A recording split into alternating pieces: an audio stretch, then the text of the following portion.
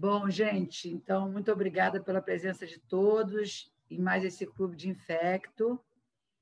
E eu queria falar que a gente mantém as nossas atividades, todas da CIERJ, e o Clube de Infecto é uma atividade mensal de educação continuada.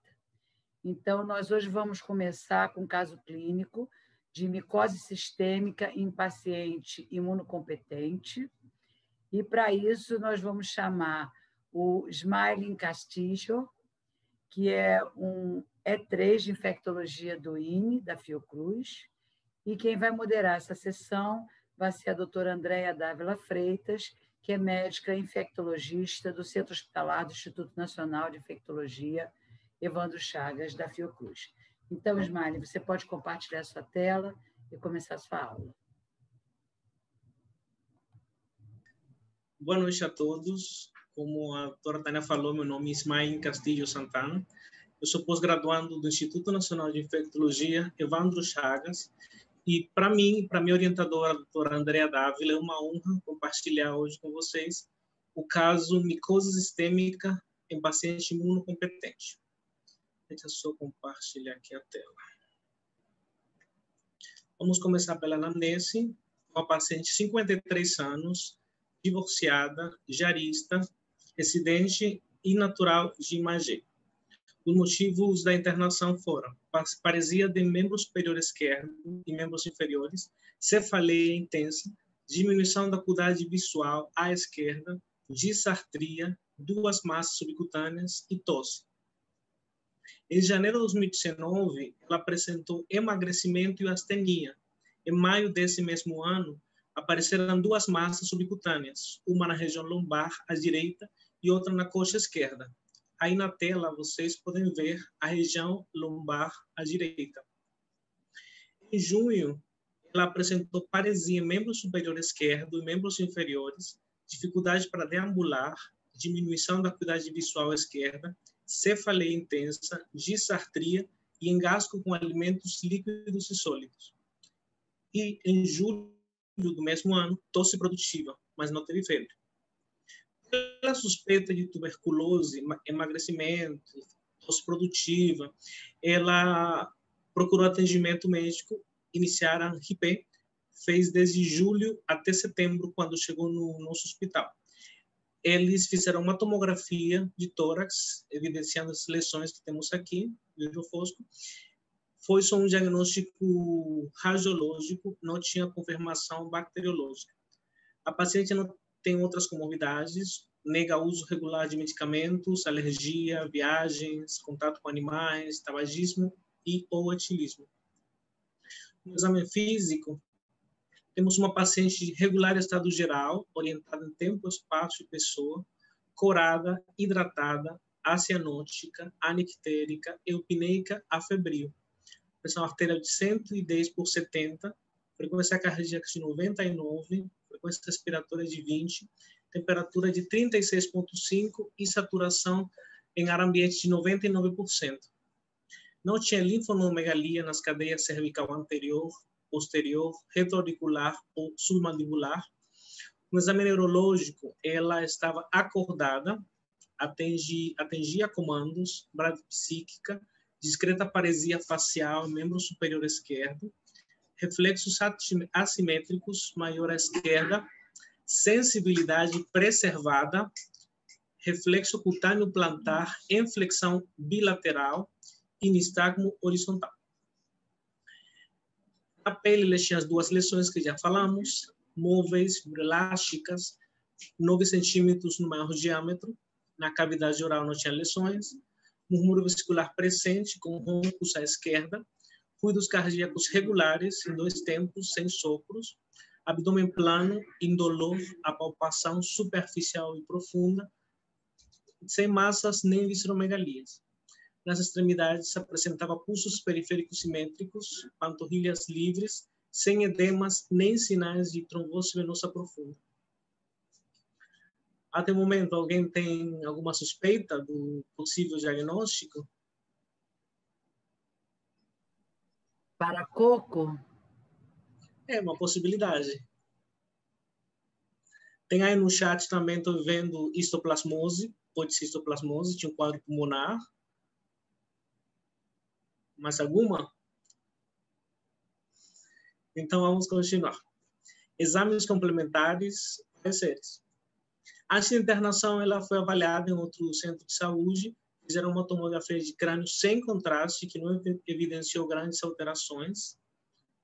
Fizeram também uma biópsia de coxa esquerda, evidenciou micose profunda sugestiva de criptococose, e na lesão lombar, mas foi inespecífica, a coloração para fungos foi negativa. Eles sugeriram uma imunohistoquímica. Aí foi encaminhada para nosso serviço, internando no dia 17 de setembro de 2019. Na admissão, foram solicitados hemograma e bioquímica sem alterações, CRAG no sangue, que foi positivo. Então, quem falou cripto aí no chat, Deus conseguiu, acertou. Teste rápido anti-HIV, VDRL, sorologias para histoplasma, para coco, HIV, toxoplasma, não reagentes, e punção lombar contraindicada. Feito também BAR de Nespers no esputo, negativo, raio-x de tórax, evidenciando um infiltrado intersticial difuso bilateral, como vemos aqui na imagem. Foi suspenso o tratamento da tuberculose que ela já vinha fazendo e instaurado o tratamento para criptococose, com ANFU-B, complexo lipídico e fluconazol.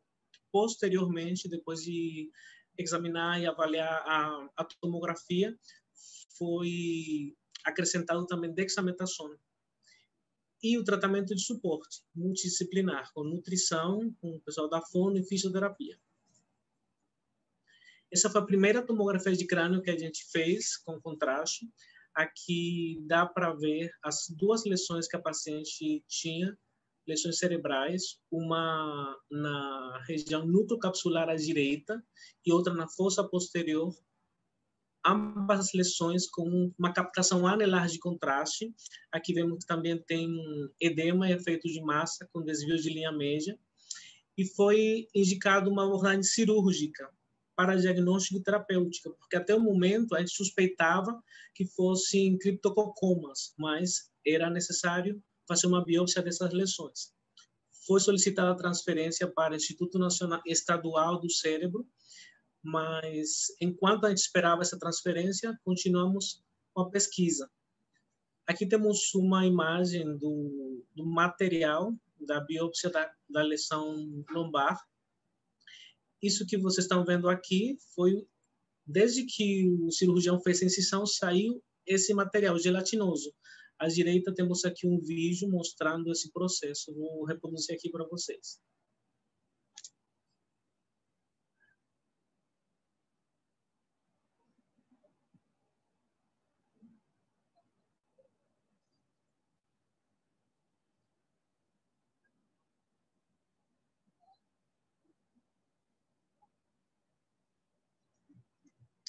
Mais uma vez, mais uma vez. Aqui ele já estava fazendo uma força, mas no início, quando ele abriu, saiu espontaneamente. Aqui dá para ver o conteúdo gelatinoso que vai saindo da lesão. Aqui, ó. Foi enviado para o laboratório e na histopatologia, especificamente na microscopia, foram evidenciadas formas fúngicas redondas encapsuladas, sugestivas de criptococose. No micológico, no exame direto, foi confirmada a presença de células leveduriformes e no cultivo cresceu Cryptococcus gat. Foi solicitado também fundos de olho. A avaliação do oftalmo foi vidro limpo, sem sinais inflamatórios, olhos calmos. A hipótese diagnóstica foi diminuição da visão de origem central, sem sinais de infecção ocular. Estava todo sendo causado pelas lesões que ela tinha no cérebro. Foi feita também uma ultrassonografia da coxa esquerda e evidenciou uma lesão sólida heterogênea, vascularizada, contornos regulares, limites definidos, e foi questionado se era um liposarcoma. Finalmente saiu a transferência, ela ficou no Instituto do Cérebro desde o dia 26 de setembro até o dia 2. Lá eles abordaram, eles extirparam uma porção da lesão da fossa posterior e na biópsia o resultado foi o seguinte: na macroscopia foi evidenciada grande quantidade de material viscoso e translúcido, compatível com o material que a gente já viu na lesão na biópsia da lesão dorsal. E na microscopia, grande quantidade de estruturas arredondadas com características de fungos, em geral com cápsula. Então, aí também está batendo. Conclusão: processo inflamatório crônico por fungos com características de criptococos, cuja apresentação radiológica e morfológica são compatíveis com criptococoma. Então, a gente confirmou que as lesões que ela tinha no cérebro também estavam causadas pelo criptococo. Ela voltou para o nosso hospital e aqui temos parte da evolução. Ela sempre manteve um Glasgow de 15, orientada, interagia sempre com o examinador, teve melhora do nistagmo horizontal e da fotofobia. A força muscular era grau 3 para o dimínio esquerdo e membro inferior direito e grau 4 em membro superior direito. Ela conseguia uma transferência de deitada para sentada com pouco auxílio do examinador. Quando ela chegou, não conseguia.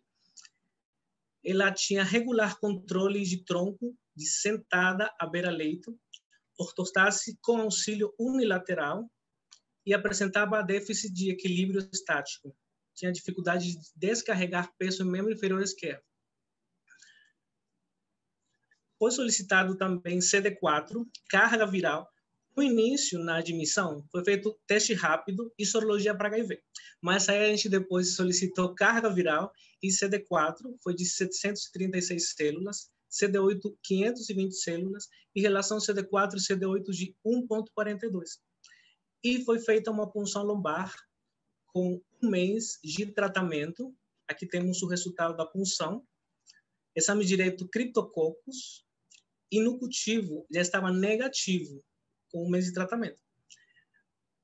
Celularidade 14, 99% mononuclear, 59 de glicose e 86 de proteínas. BAR e outras pesquisas estavam tudo negativo. Com 3 meses de tratamento, o exame direto já estava negativo. O cultivo também negativo. Ela recebeu alta com 3 meses de tratamento. Não sei se está um pouquinho perdido, algum. Tudo o que aconteceu até o momento foi na primeira internação dela, que foi até o dia 20 de dezembro de 2019. Ela ia no hospital dia 3 vezes por semana para fazer ANFO e ela continuava com fluconazol 450 mg dia em casa. Em janeiro, ela internou de novo e ficou até início de fevereiro. Ela apresentou uma nova lesão lombar, parecida com a que ela tinha antes, com exame direto positivo e cultura negativa. Aí ela começou o tratamento de novo com ANFO-B direto todos os dias, agora associado com flucitocina, que a instituição conseguiu. Não estava disponível na primeira internação, por isso a gente fez flu, mas na segunda internação conseguiram a flucitocina. Desde fevereiro do ano passado, ele está em acompanhamento ambulatorial, era mensal até o 3º mês, e a partir daí foi de 4 em 4 meses. A última consulta dela foi em novembro do ano passado, semana que vem ela tem consulta. Então, rapidamente, em fevereiro, quando ela saiu da segunda internação, ela tinha uma sequela motora esquerda, que já falamos antes, e comprometimento visual pelas massas cerebrais que ela já tinha. Nesse momento foi associada a sertralina. Tem alguns estudos que demonstraram que a sertralina tem ação fungicida coadjuvante. Então, ela mantinha o tratamento padrão para cripto e foi associado a sertralina. Em março, 1 mês depois, ela tinha uma melhora da parte motora, ela já conseguia se vestir sozinha, trocava a própria fralda, deambulava melhor que quando saiu da internação, mantendo a sequela da visão, não teve mais criptococos, aí foi suspensa a ANFO, foi dobrada a dose do fluco, porque ela saiu da internação com flúor 450 miligramas, como ia ficar só com flúor e sertralina, foi dobrada a dose do flúor. Em abril, ela estava mais independente, já tomava banho sozinha, sentada na cadeira.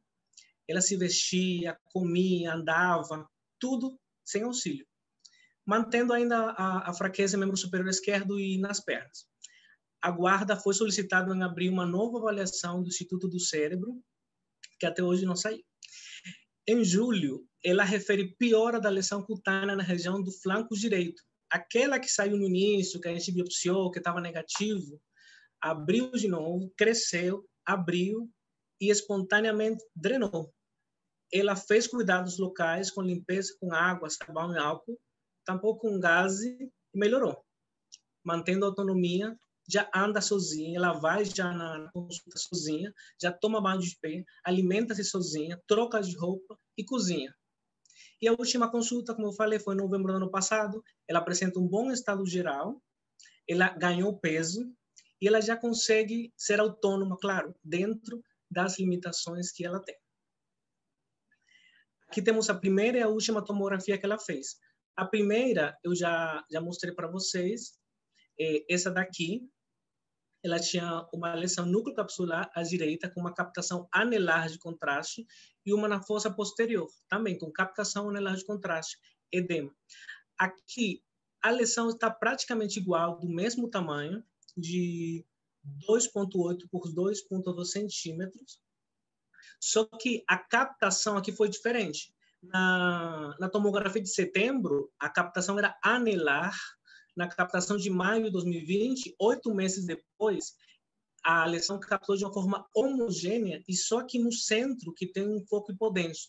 Então, isso sugere que houve uma mudança na densidade da lesão. Aqui, ela tem parte, só um pouquinho da lesão, porque parcialmente a maior parte da lesão foi extirpada no Instituto do Cérebro. Essa é a última tomografia que a gente tem. Esse mês ela tem que fazer, porque, como já falei semana que vem, ela tem consulta, então a gente vai avaliar a nova tomografia. A última prescrição dela, de novembro, foi fluconazol 900 mg dia, sertralina 200 mg dia, que ela já está fazendo. Qual a programação? Avaliar a TC, que ela vai fazer agora, considerar uma nova punção lombar, porque tem pacientes com cripto que podem estar fazendo uma meningite silenciosa, ela não tem sintomas, mas temos que ver como que está esse líquor, e uma nova avaliação da neurocirurgia, porque hoje ela completa 1 ano e 6 meses de tratamento, que seria o período que estabelecem as guias para o tratamento dos criptococos, como vamos mais para frente. Então, a gente tem que ver o que a gente vai fazer com esses criptococos, se aumentaram, se regrediram. Vamos esperar a tomografia. Vamos falar rapidamente sobre criptococos. Espera um instantinho, que a Silvia levantou a mão. Não sei se é que ela quer fazer alguma intervenção agora no meio. Ah, tá. Não. Pode continuar. Tá. Então, a criptococose é uma micose sistêmica, cujo agente etiológico é um fungo leveduriforme do gênero Cryptococcus. A primeira espécie descrita foi Cryptococcus neoformans, e em 1970 foi descrita a GAT como uma variedade da espécie neoformans, mas hoje sabemos que são duas espécies diferentes, geneticamente diferentes. Inclusive, cada uma delas tem genótipos e subtipos. Hoje em dia são chamadas de complexos, porque são tantos subtipos que não adianta chamar de novas espécies, são chamadas de complexo GAT e complexo neoformans. É uma infecção adquirida do ambiente, o fungo é inalado, ele entra no pulmão. O neoformas tem um nicho diferente do GAT. O neoformas geralmente é encontrado em solos contaminados por excrementos de aves, como pombos. E, historicamente, através do tempo, tem se acostumado a falar neoformas é dos imunossuprimidos, GAT é dos imunocompetentes, mas isso não é exclusivo. Hoje em dia, temos pacientes com imunocompetentes com infecção por Cryptococcus neoformans e imunossuprimidos com infecção por Cryptococcus GAT. Então, uma coisa que não é exclusiva. Em relação ao nicho ecológico do GAT, se associa a várias espécies de árvores. Na literatura a gente vê eucaliptos, mas não uma coisa árvore dependente, assim, não é só um eucalipto. É encontrado em vários tipos de árvores. Uma distribuição mundial. Inicialmente, a distribuição do Neoformas era mundial, e a distribuição do GATT era considerada só como uma infecção das regiões tropicais, subtropicais, de climas temperados, como na Austrália, Papua Nova Guiné, mas nas últimas 3 décadas a gente teve surtos, por exemplo, na costa oeste do Canadá e dos Estados Unidos. A gente tem caso aqui no Brasil, tem também na África, tem na Ásia. Então, já está também com uma distribuição mundial. Em relação ao período de incubação do GATT, é desconhecido, porque apesar de que está aumentando a distribuição, mas ainda tem poucos relatos, a literatura é muito pobre comparado com os estudos do Cryptococcus neoformans. Então, um relato de 7 turistas que viajaram para Vancouver, eles tiveram uma infecção pelo Cryptococcus GATT em promédio de 6 e 7 meses depois da visita. Outro relato fala de 6 semanas. Então, vemos uma variação importante quanto ao período de incubação. E outro de 13 a 36 meses depois da exposição. Então, é um período de incubação que varia bastante. Quanto à morfologia, como já falei, são leveduras, são redondas. Aqui na imagem a gente vê, são parecidas com ovo, parece um ovo e a gema é clara. De 4 a 6 micras, aqui temos a levedura e tem uma cápsula polissacarídica, que é essa daqui, que representa um fator de virulência. A transmissão, como já falei, a entrada ocorre pela inalação dos fungos. A infecção é comum, mas a doença é rara. A gente não sabe quem já teve contato com o fungo está lá dentro dos pulmões, tranquilo, aí do nada cai a imunidade e o fungo dissemina. É uma forma de como ocorre a patogenia. Como eu já falei, todos os estudos sobre patogenia, transmissão, tudo isso, estão mais focados na transmissão do Neoformas. Ainda a gente precisa de mais estudos no GATT. Rapidamente, a história foi descrita na década de 1890. Foi uma doença rara até meados do século XX, mas é que nem Covid. Assim, era rara porque não fazia diagnóstico. Quando faz diagnóstico, quem procura acha. Então, quando chegaram assim uns avanços no diagnóstico e também aumento dos pacientes imunossuprimidos, como pacientes de HIV, transplantes de órgão sólido, sem medula, pacientes com neoplasias, pacientes com terapia imunossupressora, aí aumentou a incidência da doença. Como já falei, Cryptococcus neoformans uma distribuição mundial, GATT era considerada como limitada às regiões tropicais, mas já sabemos que não é assim. Aqui temos os genótipos, são 4 os genótipos do Cryptococcus GATT. Na África, por exemplo, só tem VG4. Na Austrália, tem VG1 e VG2. Papua Nova Guiné tem VG1. Em Sudamérica, a gente tem os 4. Então, tem-se visto isso, tem uma distribuição segundo os diferentes genótipos. Aqui a gente tem uns 4. O Brasil é rico até nos subtipos e genótipos do Cryptococcus. A virulência, vários fatores. O primeiro eu já falei, cápsula polissacarídica, que é antifagocítica, ajuda a evadir o sistema imune do hospedeiro. Elaboração de melanina e de enzimas fosfolipase e urease, que ajuda a diminuir os danos do estresse oxidativo, então o fungo fica mais resistente ao estresse oxidativo. As manifestações clínicas refletem o local da infecção fúngica. Como já falei, ele entra pela inalação, vai para o pulmão, fica no pulmão. O Cryptococcus GATT tem essa particularidade. Ele se apresenta principalmente como criptococcus, perdão. A diferença do Neoformas, que faz uma meningite. Então, esses criptococcus podem se desenvolver no pulmão ou se disseminar para o sistema nervoso central e também apresentar lesões na pele. No pulmão, as principais manifestações são tosse, dispneia, Covid, pode ser também, dor torácica e criptococomas. Aqui temos um criptococoma pulmonar, temos essa imagem arredondada, bonitinha, não tem predileção pelos diferentes lobos do pulmão, pode aparecer em qualquer lobo, então temos que ficar de olho quando a gente achar uma dessas lesões. No sistema nervoso central, se apresenta como uma meningite crônica, pode ter cefaleia, febre, rigidez de nuca, convulsões, déficit de nervos cranianos e papiledema, paresia de membros e déficits sensoriais de memória. Uma coisa interessante é o seguinte: os criptococos, especificamente a cápsula polissacarídica, no parênquima cerebral, tem um efeito que diminui a complacência cerebral. Então, os pacientes que têm esses criptococomas, pela carga fúngica importante, diminui essa complacência cerebral e mesmo tendo aumento da produção do líquor, como já falei, não dilata. Então, mantém na tomografia a mesma proporção, o mesmo tamanho dos ventrículos, o que chama frozen brain state. O paciente mantém os ventrículos iguais, mas tem manifestações, sinais e sintomas de hidrocefalia, de aumento da pressão intracraniana, hipertensão intracraniana. Então, é importante a gente ficar de olho nesse paciente para avaliar, para medir a pressão de abertura, que seria uma coisa que nos indicaria a hipertensão intracraniana, porque pela imagem sozinha não dá para avaliar, não.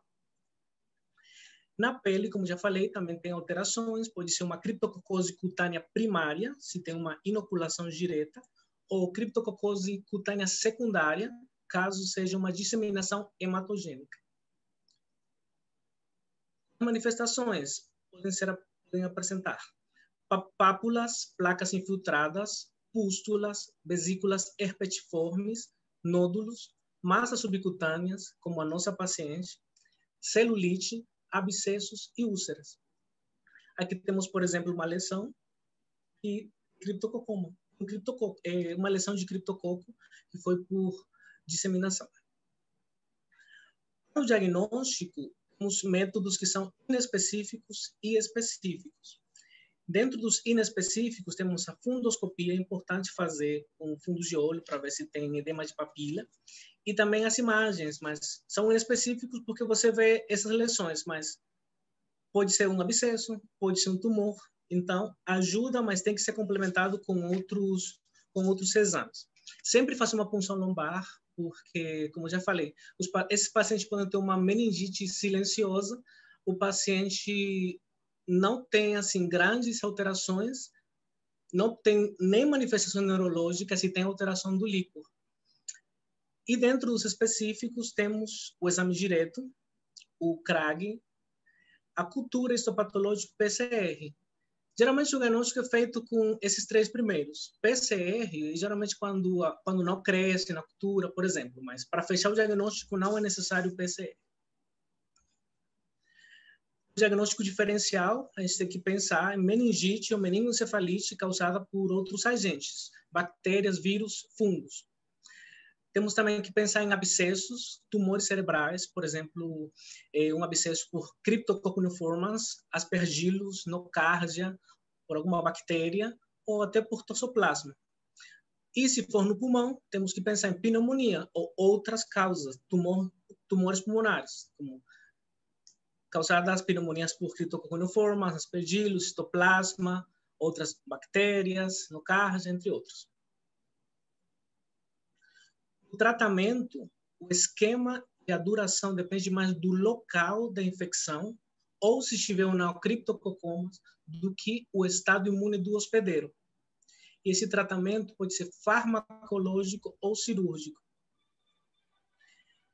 No caso da meningoencefalite por Cryptococcus gat, só meningoencefalite, sem criptococcus. O tratamento classificado também em 3 fases: indução, consolidação e manutenção, indução com anfo-beta-desoxicolato ou liposomal, mais flucitocina, por 4 a 6 semanas. Consolidação seria com flúco, 400 miligramas por 8 semanas, e manutenção flúco, dose menor por 12 meses. Perdão. A duração total da terapia depende da resposta clínica e micológica. Aqui está estabelecido isso, mas, por exemplo, a nossa paciente já completa 1 ano e 8 meses de tratamento, mas a gente tem que ver a clínica que está melhorando, a resposta micológica dela também, porque já ela é negativa à cultura, mas temos que ver a imagem. Em caso de hipertensão intracraniana, punção lombar de alívio ou derivação. Quem tem criptococoma tem o seguinte esquema: indução com anfo-B, desoxicolato ou liposomal, uma flucitocina, mínimo 6 semanas, outra de 4 a 6, aqui mínimo 6 semanas. Consolidação e manutenção com flúco de 480 miligramas dia, de 6 a 18 meses. A nossa paciente está aqui. Ela já chegou aos 18 meses de tratamento com flúco. Cirurgia, se dá para fazer uma abordagem dos criptococomas, e ou corticoides para diminuir o edema, e assim. Após o tratamento, as lesões podem persistir por um período prolongado, apesar da conversão das amostras de biópsia em cultura negativa. A nossa paciente, ela negativou cultura ano passado. Em dezembro, estava negativo. Em outubro, um mês de tratamento, já estava negativo. Mas a lesão mantém o mesmo tamanho em maio de 2020. 8 meses depois do tratamento, ela mantinha o mesmo tamanho. Importante, resistência. Tem também resistência fúngica, não só bacteriana. O Cryptococcus gat pode ser menos sensível que o Neoformans a alguns antifúngicos. Um estudo brasileiro evidenciou que o MIC mais alto para o flúco, voriconazol e anfo-B, e também flucitocina, para o GAT comparado com o Neoformans. Estudos mostram que o GAT genótipo 2 tem um MIC mais alto para o flúco que os outros genótipos. Apesar da baixa sensibilidade a fluconazol, mantém-se a suscetibilidade a voriconazol e posaconazol. Complicações: hipertensão intracraniana. Pela presença de criptococos e efeito de massa, pode acontecer uma hidrocefalia obstrutiva, aumenta a pressão, a produção de líquido cefalorraquídeo, aí se obstrui, então aumenta também a pressão. E tem também Iris-like síndrome. Vamos ver o que é isso. É uma mudança da resposta inflamatória. Após o início da terapia antifúngica, uma pessoa que tem uma resposta inflamatória TH2, anti-inflamatória, passa a uma resposta TH1, ou pró-inflamatória. Então, isso leva a uma deterioração clínica. Piora os déficits neurológicos, como déficit visual, podem aparecer lesões cutâneas, hidrocefalia, aumento da inflamação no líquor, tudo isso durante a terapia antifúngica bem-sucedida. O paciente está fazendo o remédio direitinho, mas aí começa a piorar. Iris-like. Fatores de risco: sexo feminino, envolvimento cerebral e maior contagem mediana de CD4. Pode apresentar-se de 4 a 12 meses depois de iniciar a terapia antifúngica. A gente foi acompanhando a paciente, não teve. O tratamento de suporte tem que manter o antifúngico e os sintomas melhoram espontaneamente. Caso tenha hipertensão intracraniana, pode fazer glicocorticoides orais, como prednisona, e para casos graves, dexametasona. O prognóstico e mortalidade varia de um lugar a outro. Na Austrália é de 0 a 20%, na América do Norte 23%, e em Papua Nova Guiné de 41%. Então, a resposta ao tratamento não garante a cura. Pode recidivar. Já a gente viu que a paciente já negativou a cultura da lesão da lombar direita e cresceu de novo o fungo aí. As complicações no sistema nervoso central incluem déficits de nervos cranianos, perda da visão e comprometimento cognitivo. Importante lembrar, já terminando, imunocompetente também pode ter criptococose disseminada, e no contexto da pandemia da Covid-19, também devemos pensar em outros agentes etiológicos. Aqui temos as referências utilizadas. Muitas graças por a atenção. Dúvidas, muito perguntas? Obrigado, Ismailin. Foi brilhante a sua apresentação. André, você já está com o seu microfone disponível. Você pode abrir para comentar. Vou fechar o meu só para não atrapalhar aqui, mas qualquer coisa eu dou aqui. Boa noite, pessoal. Muito boa apresentação do Smiling. E eu não sei se a Marcela Ferreira está aqui nos assistindo. Marcela é infectologista lá da Fiocruz, ela é responsável pelo ambulatório de micoses sistêmicas, e ela tem acompanhado essa paciente com Smiling. E o Smiling, acho que faltou um comentário, Smiling, que deve estar todo mundo querendo saber, a questão do uso da sertralina, que acho que foi o grande diferencial nesse tratamento dessa paciente, né? Eu não a vi há algum tempo, eu acompanhei durante todo o tempo em que ela ficou internada, inclusive essa abordagem cirúrgica foi muito em função daquela lesão da fossa posterior com risco de herniação, por isso que a gente conseguiu rápido essa abordagem cirúrgica e o corticoide no início. E a 5-flucitosina foi uma dificuldade para a gente conseguir, a Marcela também nos ajudou. Ela não tolerou muito tempo, né, Smiling? A gente fez, mas não fez aquelas 6 semanas, não.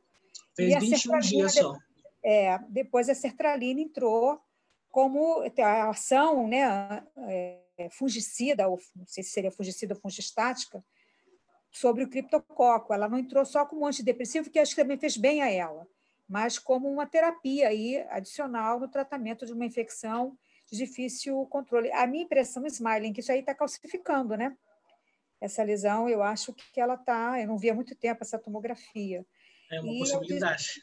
Que isso esteja calcificando. A 5-flucitosina, então, foi feita numa segunda etapa, e agora é só uma boa notícia, que há coisa de menos de um mês eu assisti uma apresentação de histoplasmose, e a doutora Adelaide, que é do Ministério, lá da parte de micoses, falou que da possibilidade de a gente passar a ter 5-flucitosina no Brasil. Tá entrando lá. É uma coisa boa, né, para a gente saber, porque esses doentes merecem uma associação que é classicamente eficiente para tratar essas formas graves de criptococose. Não sei se a Marcela está ali, mas se ela não estiver, você poderia só falar mais um pouquinho sobre essa indicação da sertralina. Marcela está aí? Espera aí, André, eu acho que eu queria abrir para ver se alguém tem alguma pergunta, e aí, ou alguma consideração, porque a gente já está bem adiantado na hora, assim, então, pode abrir seu microfone, a Marcela está aí, sim. Abre seu microfone, Marcela. E qualquer um que queira falar, a Silvia também queria falar alguma coisa, fala, ou cálice para sempre, igual o casamento. Então, é só para mandar uma dela para o meu WhatsApp particular, para eu mostrar lá na direção para ver se a gente consegue puxar essa paciente, porque deve ter caído naquele vácuo do CISREG e deve estar perdida lá, para a gente poder puxar ela lá para o cérebro. Oi, gente. Oi, Smiling. Oi, Andréia. Oi, Tânia. Parabéns, Smiling, pela apresentação. Eu adorei. Eu peguei um pouquinho depois, eu não peguei o início, mas vi que você apresentou lindamente. Assim, parabéns, foi muito boa, bem didática. Em relação à sertralina, né, que a Andréia estava falando, eu iniciei pelos 2 motivos, né? Um aquele desespero de não ter outra droga para fazer, né, naquele momento, né, nas primeiras consultas pós-alta, ali na primeira, segunda consulta pós-alta, ela ainda muito debilitada, né, ainda muito dependente de tudo, né, de todas as suas funções ali, autonomia para tomar banho, para se trocar, para ir ao banheiro, para comer. Aí eu não tendo mais o que fazer para ela, né, já tinha sido feito tudo, já tinha feito a flucitosina, e o arsenal terapêutico muito pequeno que a gente tem, né, para as micoses sistêmicas. E aí tinha aquele quadro, né, além da questão orgânica, um quadro psíquico ali muito importante também, talvez ajudando, né, a atrapalhar toda a situação. Aí eu pensei na sertralina, né, que já tinha vindo um estudo, né, mas no uso, numa fase de indução, mostrando que a sertralina tinha uma atividade fungicida inicial, numa fase de indução de tratamento, que não era mais o caso dela, né? Ela já estava numa manutenção. Logo em seguida veio um segundo estudo um pouquinho maior que mostrou que não fazia efeito, mas na ausência de mais droga para fazer, né? Na falta de opções terapêuticas, pensei, se eu vou querer melhorar o psíquico dessa paciente, se eu vou querer, né, de alguma forma tentar melhorar também a parte da doença fúngica, vamos juntar o útil ao agradável, né? Mal eu não vou estar fazendo, que pelo menos da depressão eu vou conseguir tirá-la, né? E aí foi um antidepressivo que eu encontrei para tentar auxiliar ali também, né? Já que tinha uma luz no fim do túnel, né? De um estudo anterior mostrando que tinha um efeito, falei, vou fazer a sertralina. Expliquei para a família, né? Que era um antidepressivo e que já tinha sido mostrado num estudo anterior uma atividade fungicida, mas num segundo estudo não tinha mostrado isso, né? É bom que isso fique bem claro. E também num momento diferente de uso. Nos estudos, eles usaram numa fase de indução. Eu estava ali usando numa fase mais tardia do tratamento. E assim, eles toparam, né, começaram a fazer a sertralina para ela, e de fato ela melhorou. Se você me perguntar se ela melhorou por conta do psíquico dela, que começou a melhorar, tirou ela daquela fase depressiva, isso é uma incógnita para mim. Mas que de fato ela melhorou depois da sertralina, ela melhorou.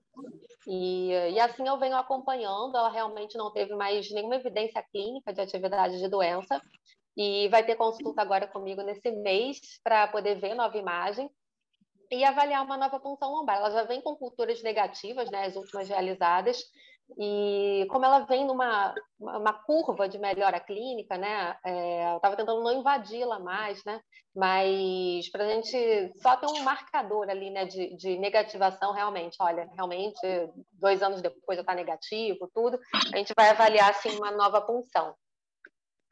Mas eu não fiquei realizando, eu vi que tinha uma pergunta aqui, né, sobre a necessidade de punções lombares ao decorrer desse tempo. Não precisou. Ela veio numa curva de melhora, já com culturas negativas, e eu não invadi mais.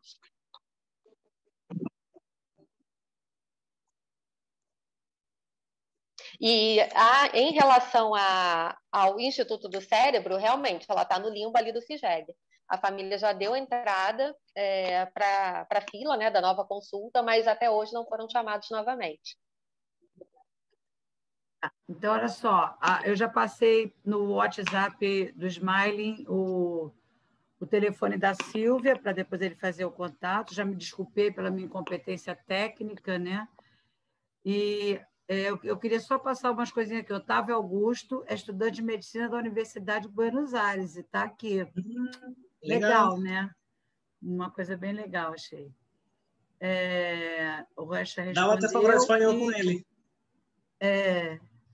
E o Tiago Mamed está te dando parabéns, dizendo que tem muita saudade dos amigos da Fiocruz, que é sempre um drama tratar Cryptococcus gat. Bacana saber que estão conseguindo manter uma paciente com tantas lesões, aparentemente. Então, assim, um monte de palminha para você. Você está com a host, você acessa o chat. E agora eu vou ter que... Antes de você continuar, Tânia, eu queria aproveitar a oportunidade para agradecer a todas as pessoas envolvidas nesse caso, desde o Pedro, que na época era R1, que fez a admissão, até o pessoal da enfermaria, do ambulatório, a doutora Marcela, a doutora Dávila, o doutor Marcelão, os staffs, o pessoal da micologia, da anatomia patológica, enfermeiro, todos os que vieram em contato com a paciente, porque o caso é de todos, não é só do médico. E também queria aproveitar para agradecer ao doutor Alberto, que foi meu coordenador, eu estou terminando a especialização, e queria agradecer publicamente pela acolhida, pelo bom trabalho que, para mim, ele fez como coordenador. A gente chama ele de painho, porque foi para a gente, os estrangeiros, era como um painho. Muito obrigado por tudo. Tá. Legal. É bom agradecer. Então, eu queria chamar agora para falar de tendências na epidemiologia da Covid-19 e o impacto da efetividade das vacinas.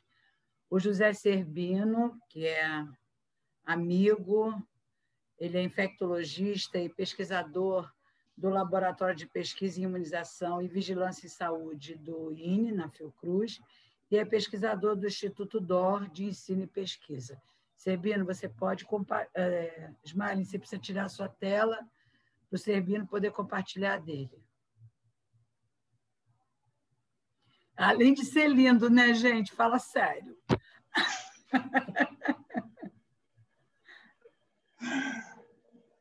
Boa noite, obrigado. Obrigado, Tânia, obrigado pelo elogio, obrigado pelo convite. Agradecer ao Alberto também pelo convite para falar hoje. Deixa eu ver se consigo compartilhar aqui.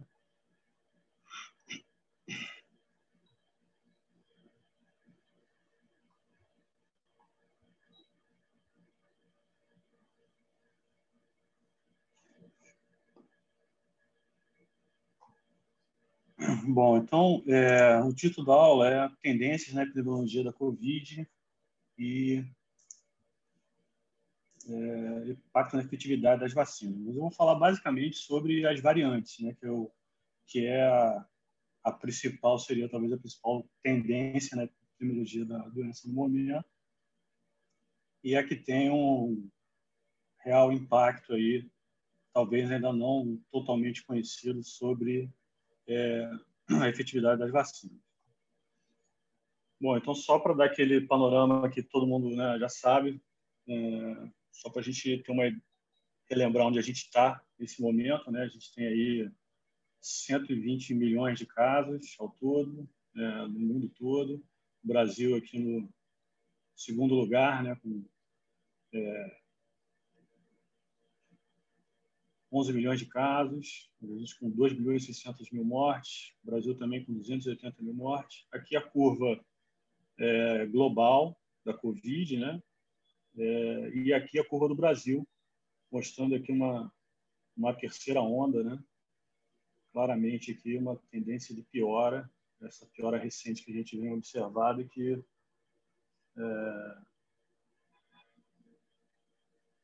o Rio de Janeiro vem sendo poupado aí, pelo menos por enquanto, né, do pior cenário. Bom, então, para situar a gente também o que são variantes, né? Essa palavra ficou bastante conhecida, popular, mas recentemente com a Covid não é um termo tão usual, né? A gente estava habituado a utilizar outras terminologias para essas variações que a gente encontra dos vírus, né? Mas uma definição da OMS, ela chama de mutação, qualquer mudança real na sequência, né? Então, a mutação se refere especificamente à mutação no genoma, né? À substituição de um códon e a posição exata onde ele se encontra. Quando a gente se refere, então, às variantes, são genomas que teriam as sequências alteradas, e uma crítica, né, que algumas pessoas colocam com relação a essa terminologia é que a variante não dá uma dimensão do quão diferente esse vírus é em relação ao vírus original, e nem dá nenhum sentido maior de agrupamento entre eles, né, entre essas variantes. E elas podem, então, ser chamadas de cepas quando elas têm um fenótipo já diferente e já alcançam alguma estabilidade, alguma permanência dessas mutações, né? Diferença na antigenicidade, transmissibilidade ou virulência. Então, por essa nomenclatura, que é uma delas, né, existem várias, a gente já poderia estar chamando de cepa a variante brasileira, né, a cepa da África do Sul, a cepa do Reino Unido. Ela já tem alguma estabilidade e uma identidade entre elas, né, para que a gente possa chamá-las de cepas.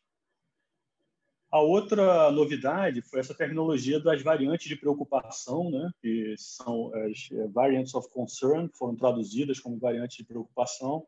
Tem um documento do Ministério da Saúde que chama de variantes de atenção. Eu acho que é um nome talvez até mais interessante do que variante de preocupação, mas que pode, nesse momento, causar mais confusão do que outra coisa, né? As pessoas podem interpretar como sendo uma coisa diferente de variante de preocupação. E essa aqui é uma definição do CDC que, na verdade, utiliza três definições, né? Ele tem uma variante de interesse, a variante de preocupação e uma variante de alta consequência. Então, ele ainda faz uma graduação desses tipos de variantes, e o que seria a variante de preocupação é aquela quando você já tem evidência de um impacto no diagnóstico, no tratamento ou nas vacinas, né? Então, se isso afetar de alguma forma as estratégias, os testes diagnósticos os tratamentos, tanto os antivirais quanto, né, anticorpos monoclonais, do soro convalescente, ou se isso tiver possível impacto na vacina, assim como mudanças na transmissibilidade e na gravidade da infecção, ela seria, então, classificada como variante de preocupação. O nome preocupação, ele traduz também uma classificação ainda muito inicial, né? Como a gente pode imaginar, porque nem essas consequências sobre transmissibilidade e sobre gravidade e sobre as repercussões terapêuticas estão bem caracterizadas até hoje, né? Então, muito menos no momento em que elas surgiram.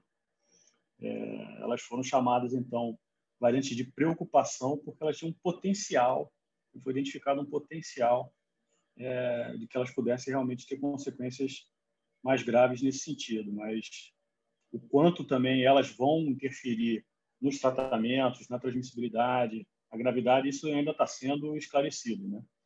Então, acho que a preocupação traz também carrega essa coisa potencial, né? A gente não tem exatamente a noção de se isso realmente vai ser um problema e qual o tamanho do problema. Então, algumas mutações que estão associadas com as variantes de preocupação, né, que a gente tentar entender aqui, esses nomes vão aparecer aqui ao longo da apresentação várias vezes. A primeira delas seria a D614G, que, na verdade, é uma mutação que surgiu no início de 2020, né? E que praticamente toda a pandemia já se desenrolou com essa mutação estabelecida, né? Tendo substituído o outro código. Depois dela, né, a gente tem, então, a N501Y, que é a que está presente nas 3 variantes de preocupação, né, e que tem uma localização que foi o que chamou a atenção inicialmente para ela, do potencial que ela poderia trazer de consequências para o tratamento da infecção. Em seguida, as outras 2 que estão associadas com a variante sul-africana e a brasileira, que também são variantes da RBD, né, da área de ligação da proteína S, a E484K e a K417, e aqui a outra letra ela muda, né, na sul-africana e na brasileira. E as 2 mais recentes, que na verdade não têm ainda um impacto tão esclarecido, mas como elas surgiram e rapidamente se tornaram muito prevalentes, né, e obviamente uma na Califórnia e outra em Nova York, elas ficaram também sendo monitoradas muito de perto, né, muito próximas, mas elas ainda não têm a gente não tem uma clareza ainda de qual consequência para o comportamento do vírus essas mutações vão trazer. As variantes de preocupação, então, né, que hoje são 3, seriam a primeira, que está sendo chamada de B117. A gente vai ver também que esse nome, se vocês forem olhar os primeiros artigos, ela primeiro aparecia com essa classificação, depois com essa, 501Y.B1. Então, assim, não há nem ainda uma norma clara para batizar essas variantes, né? Ainda tem uma dificuldade aí com relação à nomenclatura para elas, né? Foi que apareceu inicialmente na Inglaterra e se espalhou mais rapidamente por outros locais. Isso aqui já aumentou, né, em relação, já não são mais 70, ela já tem 94 países. Depois a sul-africana, que é a B.1.351, e a brasileira, que foi chamada de P1, porque nas árvores filogenéticas, né, quando você ultrapassa 5 números aqui, 5 algarismos aqui, você já coloca uma outra letra para facilitar e evitar que esse número vá ficando muito grande. Então, o fato delas serem B e essa ser P não necessariamente significa uma distância maior do ponto de vista evolutivo, né? Tem muito mais a ver com a questão de nomenclatura mesmo. Houve alguma confusão também, né? As pessoas estão interpretando como sendo P, ela seria mais diferente do que a outra linhagem da B. Na verdade, tem mais a ver mesmo com questões de facilidade aí para chamar, né? Para nomeá-las.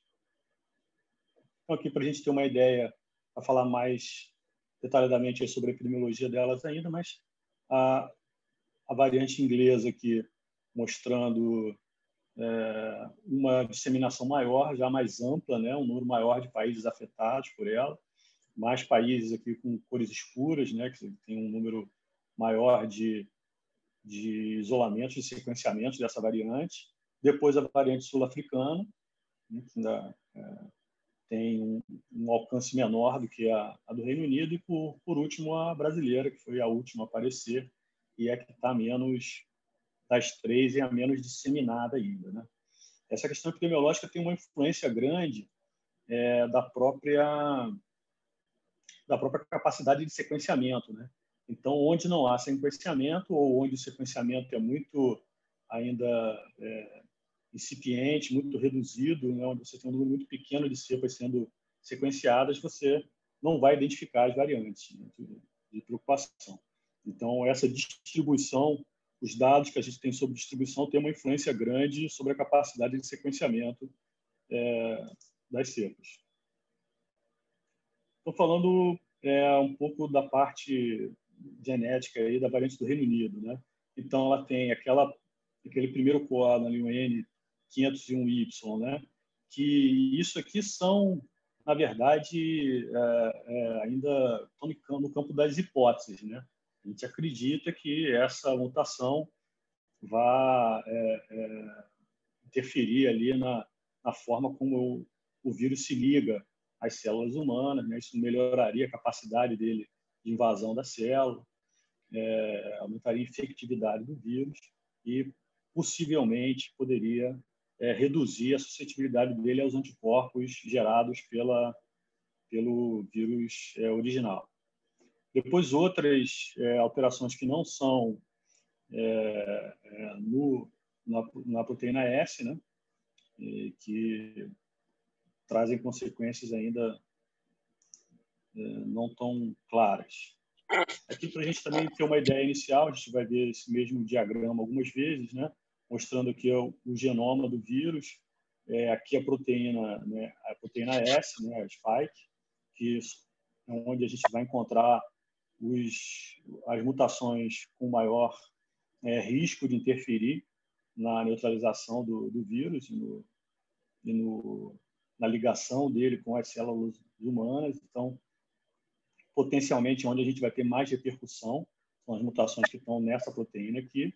A proteína N, que também é uma proteína que gera neutralização de corpos neutralizantes, né? Então também é uma área de interesse para mapear essas mutações. E aqui, então, o diagrama da variante do Reino Unido, né? Mostrando aqui as mutações da proteína S, aqui as deleções, né? Onde eles desapareceram,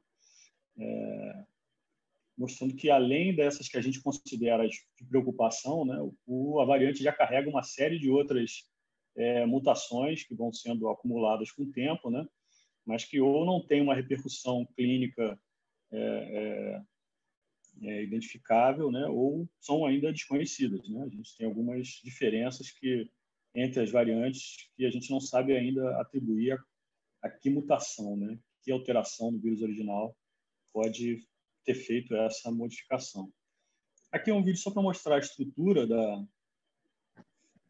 da proteína S, para a gente ter uma ideia das repercussões possíveis, né? Essa proteína, a spike, ela é um trímero, né? Na verdade, são 3 proteínas em conjunto. E a gente tem aqui a RDB e a proteína N, né? São as duas áreas de ligação a anticorpos, né? Os anticorpos neutralizantes se ligam. e a área de ligação na célula. Então, são as áreas de potencial risco, né, de serem alteradas pelas mutações.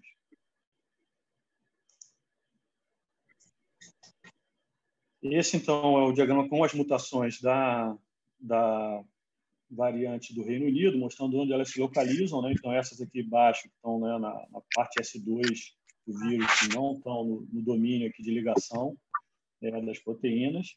E aqui no alto, né, aquela mutação mais preocupante, que é a N501Y, que está aqui bem na área onde você vai fazer a ligação com a CA2 na célula humana e onde você tem também a ligação dos anticorpos neutralizantes.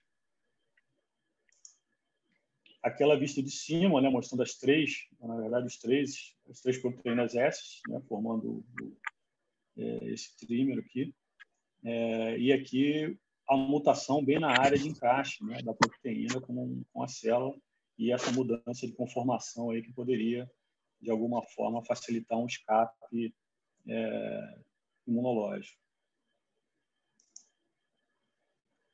A variante da África do Sul, então, além da N501Y, né, que já tinha aparecido no Reino Unido, ela incorporou mais duas mutações também no domínio lá de ligação do receptor da célula da proteína S. Né? Então, essas três mutações estão aqui, né, são próximas aqui no gene da proteína S. Ela tem também uma mutação na proteína N, né, além de outras em outras proteínas. E aqui é onde essas três, né, a gente vendo de cima, né, na variante inglesa, as outras mutações fora do RBD, elas nem aparecem, né, quando a gente olha ela de cima, na área de ligação. Nesse caso da sul-africana, a gente já vê as três mutações, né, na área ali de ligação, tanto dos anticorpos quanto com a célula humana. Então, potencialmente, as consequências dessas mutações seriam mais graves para o controle da doença, e isso tem se mostrado, né, nos resultados que a gente tem até agora, principalmente com relação ao escape imunológico. A sul-africana realmente parece ter uma diferença bem mais acentuada do que a variante inglesa em relação ao vírus original, com consequências mais sérias, né, principalmente para a vacinação. E a P1, que é a variante do Brasil, ela tem as mesmas mutações da sul-africana, tem uma diferença aqui, ao invés da substituição, né, ao invés do K417N, ela tem esse K417T, mas é uma mutação no mesmo local, na mesma posição. E ela vai aparecer, então, também com com essas três mutações aqui, nessa mesma área, que é a variante sul-africana. Ela tem uma mutação diferente na N, né? E outras mutações, ela que tem, das três, é que tem o maior número de mutações, né? São 12 mutações, contra 10 na sul-africana e 9 na inglesa. Isso também, né, tem sido uma questão colocada como uma preocupação. Ela seria, teoricamente, a mais diferente, né, em relação ao vírus original. Essa questão das três também possuírem a N501Y, e tanto a sul-africana quanto a brasileira possuírem essas mesmas mutações na área S, fala a favor de uma convergência, né? São mutações que surgiram independentes, em locais diferentes, em momentos diferentes, elas não estão ligadas, né? Mas elas convergiram para uma mesma mudança. Isso, do ponto de vista evolutivo, né, sugere alguma vantagem grande em possuir essa mutação, né, já que em três locais distintos elas estão convergindo para essa modificação, que provavelmente deve significar uma vantagem ou infectividade, ou mesmo escape, né, em relação aos anticorpos, e é mais um fator de preocupação, né? O fato de elas estarem convergindo para uma mesma mutação é um sinal que essas mutações devem realmente ser vantajosas. Aqui aquela mesma imagem, no mesmo ponto de vista, para essa a gente vê que estão no mesmo ponto, né, as mesmas mutações, a RBD fica praticamente igual, tanto para brasileira quanto para sul-africana. E aqui uma comparação aqui do gene, né, da proteína S, ela é dividida em S1 e S2, são as duas subunidades, né? Aqui o RBD, que é o Receptor Binding Domain, que é aquela parte que liga, né, aquela coroa em cima, onde realmente liga a proteína na célula e onde os anticorpos neutralizantes vão agir. A gente tem algumas vacinas que são direcionadas especificamente para o RBD, né, nem para o total da proteína S, mas elas são desenhadas especificamente para o RBD. Então, uma mutação aqui tem consequências de uma série de vacinas, né, que são desenhadas para esse alvo. Aqui também o gene do domínio terminal N, que também tem anticorpos neutralizantes, também é alvo para diagnóstico, né? Então, também é uma área relevante do genoma. E aqui aquela primeira mutação, né, que aconteceu logo no início de 2020, antes da pandemia realmente, né, se espalhar pelo mundo todo, ela já se espalha com essa alteração. Então, todas as cepas carregam ela também. Depois aquela primeira mutação no RBD, e aqui as duas que são compartilhadas tanto pela variante sul-africana quanto pela brasileira, né? E aqui outras mutações que a gente também não sabe exatamente as consequências delas, né? Mas alguns trabalhos iniciais in vitro, por exemplo, têm mostrado uma diferença no comportamento, na neutralização da variante sul-africana e na brasileira, que pode ser explicado por outras diversas mutações aqui, já que nas mutações do RBD elas são idênticas, né? Tem as mesmas mutações. Na epidemiologia dela, falando um pouco da epidemiologia das variantes, essa primeira detecção, né, do Reino Unido, a data de emergência, que é uma data estimada lá no GSIDE, né, tem outras datas aí publicadas, mas essa é a mais aceita, talvez, né, 20 de setembro de 2020. A gente já tem hoje 94 países com transmissão documentada dessa variante, né, e um total de sequências de 158 mil sequências já depositadas no banco de sequenciamento dessa variante. Ela realmente é a que está mais amplamente distribuída, é a que tem um maior número de casos, mas isso aqui tem também um componente tem um viés aqui do grande número de sequenciamentos feitos pela Inglaterra, né, pelo Reino Unido. É o local que mais tem sequenciado amostras, né, muito acima de todos os outros. Então, como essa variante também é mais prevalente no Reino Unido, ela também tem um maior número de sequenciamentos, provavelmente por esse motivo, né? Aqui um mapa temporal mostrando os países mais escuros aqui na data da entrada, né, para a gente ver o caminho que essa variante vem fazendo. Os mais claros, onde ela foi detectada por último. Então, dá para a gente ver por onde ela começou, né, para onde ela foi, para onde ela está se espalhando agora. Mas ela já está presente em todos os continentes, né, já das três é a que está mais difundida. Aqui onde ela já foi detectada com transmissão e onde ela teve apenas casos importados, mostrando de novo a distribuição dela. E aqui a contagem de sequências, né, que na verdade, o número quantitativo que a gente tem disponível, mas, como eu falei, tem um impacto grande, tem uma influência grande no número de sequenciamentos que cada país está fazendo. A gente vê aqui a Inglaterra, né, com o maior número, alguns países na Europa, Estados Unidos, aparecendo aí como, né, os locais com o maior número de sequenciamentos dessa variante. E aqui, ao longo do tempo, é bom para a gente ter esse número aqui em mente para ver a dimensão disso, estamos chegando aqui em 160 mil sequenciamentos por essa variante. Já na África do Sul, que ela aparece mais ou menos na mesma época, né, mais ou menos simultâneo, setembro de 2020, mas um número menor de países com transmissão, só 48, comparado aos 94 do Reino Unido, e o número de sequências bem inferior também, né?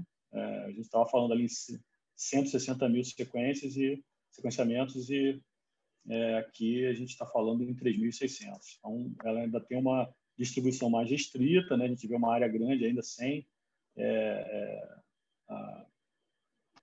a identificação dessa variante. Ela inicia aqui pela África do Sul, né?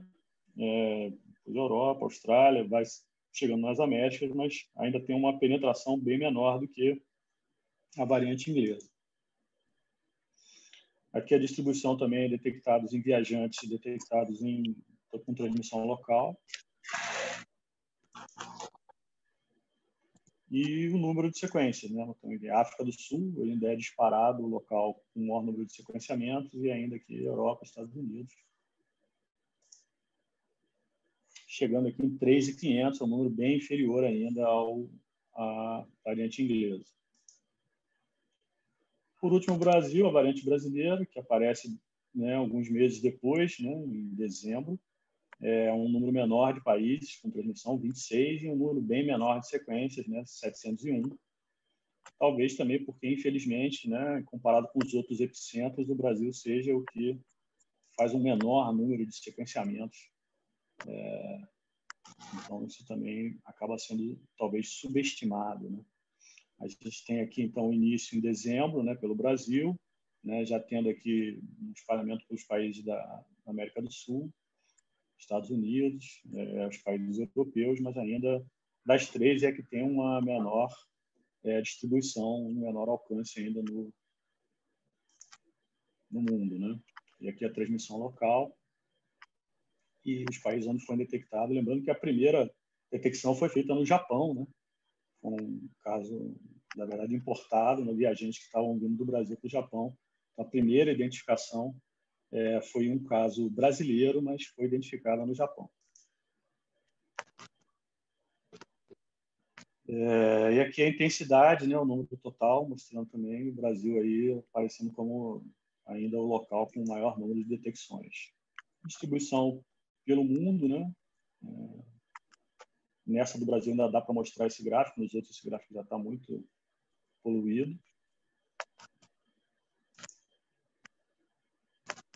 E aqui a curva, né, cumulativa, a gente está aqui falando em torno de 700 sequenciamentos aí, bem abaixo dos 3.600 da África do Sul e dos 170 mil da inglesa. E aí as consequências dessas variantes, né, para a vacinação, que é o que a gente está mais preocupado no momento. Isso aqui eu queria mostrar, na verdade, esse gráfico aqui, né? Isso aqui porque a gente vendo ali que elas começaram a aparecer em setembro, naquele momento ali a gente ainda não tinha, né, na verdade, dados de vacinação, a gente tinha alguns ensaios aí já iniciando, algumas pessoas vacinadas, mas a gente não tinha ainda não conseguia medir essa consequência. Então, o primeiro sinal de alerta foi quando a gente começou a ver reinfecção, né? Um escape em relação às pessoas infectadas na primeira onda. Então, aqui os dados da África do Sul foram, né, que chamaram mais atenção, mostrando aqui uma diferença de neutralização da primeira onda para a segunda onda, né? Então, assim, 20 vezes menor a capacidade de neutralização dos anticorpos gerados na primeira onda em relação aos vírus, as variantes que estavam sendo identificadas na segunda onda, mostrando que a proteção adquirida na primeira onda não estava sendo suficiente para impedir a reinfecção. Aqui alguns dados também. Isso é uma apresentação do responsável pela vigilância da África do Sul, e aí mostrando aqui alguns dados aí com relação à reinfecção ainda, né? Então, soro convalescente, né, mostrando o escape, neutralização aqui até 200 vezes menor. E aqui um dado interessante do trial da Novavax, que, né, ocorreu também na África do Sul, e dos participantes que foram incluídos com história de 31% deles tinham história de infecção na primeira onda, já tinham infecção prévia quando foram incluídos. Então, assim, controlando para terem ou não recebido a vacina, né, no placebo, a incidência sobre os soronegativos foi a mesma que sobre os soropositivos. Quer dizer, o anticorpo gerado na primeira infecção não protegeu em nada, né, os participantes que estavam sendo acompanhados aí no ensaio da vacina, da Novavax. Mostra que é um escape realmente muito grande, né? E aí, isso aqui, eu queria entrar nessa questão dos anticorpos, da importância dos anticorpos neutralizantes, né, para a gente tentar estimar também e entender o impacto disso sobre a proteção que as vacinas estão conferindo, né? Esse é um slide do Gavi, né, que é aquela aliança de imunização, junto com a OMS, com o CEP, tem a COVAX, que é a Iniciativa Internacional para a Distribuição das Vacinas. E aqui eles estão comparando, na verdade, abaixo aqui, a eficácia, né, que foi verificada das vacinas nos estudos de fase 3, para cada uma dessas vacinas aqui. E aqui os soros convalescentes, né, e o nível de anticorpos neutralizantes gerados em relação ao que a infecção natural gerou. E tentando mostrar uma correlação disso com a eficácia, né? A gente não tem ainda um correlato de proteção, mas os dados que a gente tem até agora sugerem que os anticorpos neutralizantes provavelmente serão o melhor correlato que a gente vai encontrar para a proteção, para a eficácia da vacina.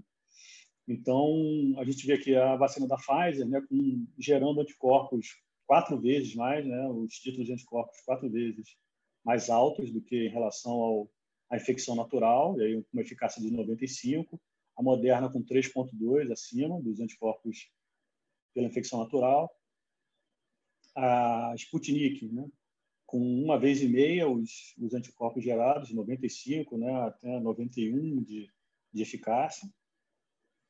E aqui a gente começa a ter uma queda, né? Esses níveis começam a ser comparáveis entre a infecção natural e os anticorpos vacinais. Então, tanto para a Sinopharm, que é uma vacina chinesa inativada também, quanto para a vacina da Astra, né, que é uma vacina por adenovírus, né, por vetor viral, elas desenvolvendo aí níveis de anticorpos semelhantes à da infecção natural, e a Sinovac, que é a inativada, a Coronavac, né, com níveis abaixo, né, dos níveis de anticorpos produzidos pela infecção natural. Então, isso para a gente ter uma ideia, né, da uma possível correlação entre, né, a eficácia clínica das vacinas e os níveis de anticorpos. A preocupação, né, e aí já uma apresentação mais recente, né, com relação a, né, para a variante da África do Sul, né, principalmente essas vacinas que estavam demonstrando níveis comparáveis entre os anticorpos vacinais e os anticorpos pela infecção, e, obviamente, os que ficaram abaixo também, como o caso da Sinovac, seriam, então, haveria um risco alto de que elas não conferissem proteção também à cepa sul-africana, né? Já as outras vacinas que estavam gerando um nível de anticorpo mais alto poderiam manter uma boa proteção mesmo com uma redução da capacidade de neutralização, né? Como havia digamos assim, uma margem grande de diferença, né, entre o mínimo necessário e o nível de anticorpos que estavam sendo gerados, uma redução poderia ainda permitir que a vacina continuasse sendo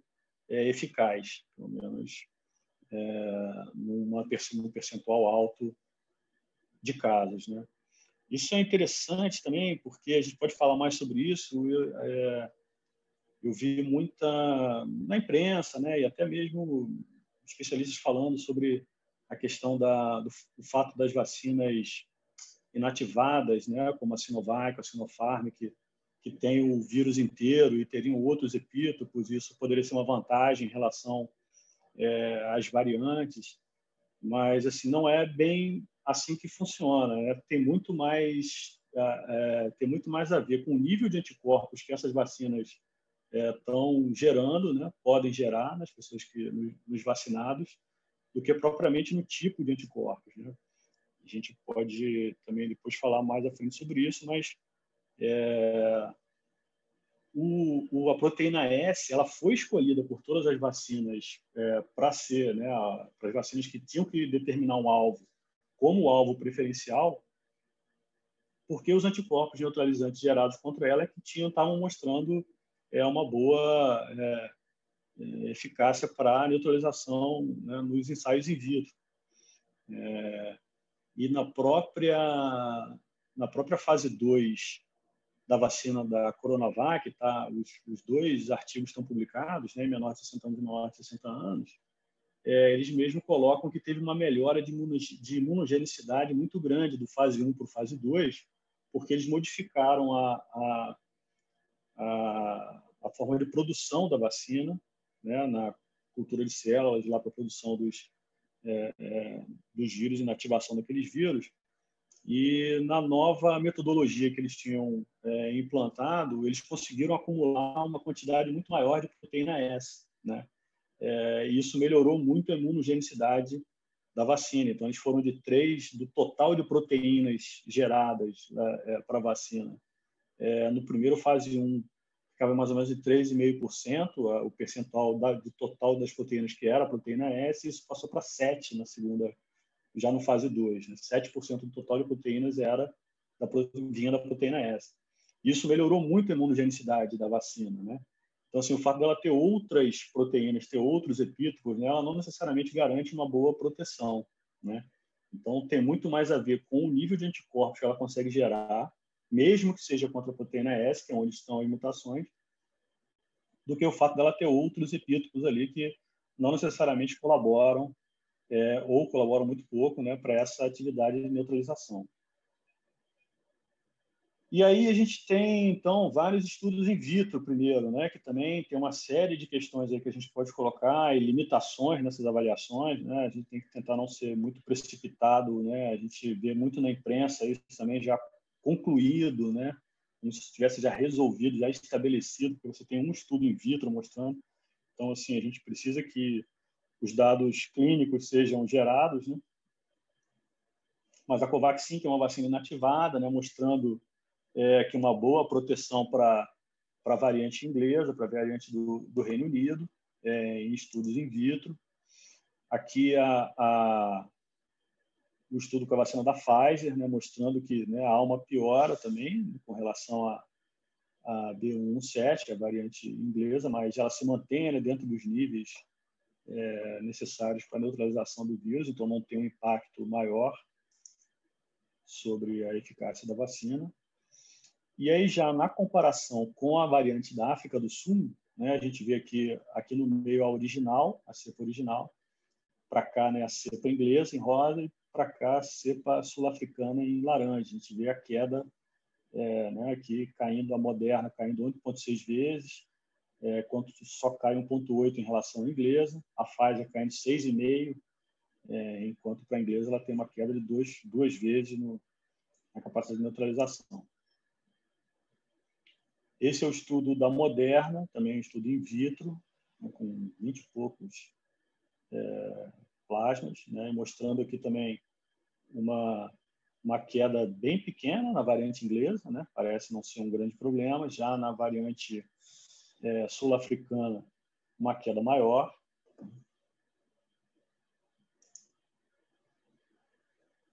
E aqui uma geral aqui no que já havia sido publicado com relação à variante sul-africana, né? Quedas aí que vão de 3 vezes no caso da Pfizer, até 6 aqui, chegando a 86 vezes, né? Com a vacina da Astra. Sinopharm também com uma queda pequena nesse trabalho.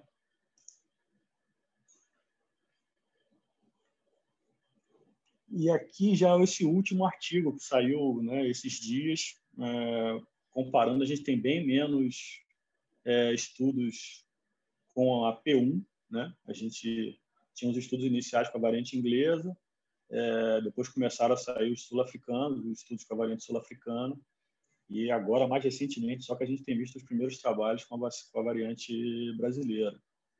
Esse estudo aqui, que é um estudo de Oxford, eles olharam tanto a da Pfizer quanto a da Astra, né, a partir de uma amostra, né, uma amostra, uma variante, uma cepa coletada de um paciente em Manaus, para verificar a capacidade de neutralização dos anticorpos gerados pela vacina, né?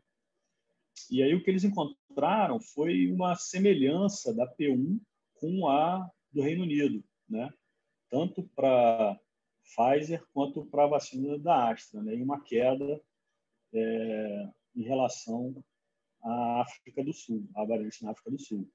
Mas a P1, né, que a gente imaginava que teria um comportamento mais semelhante ao da África do Sul, nesse trabalho aqui, ele ficou mais parecida com a queda na variante inglesa, que foi uma queda bem menor, bem menos acentuada, né, o que é uma boa notícia.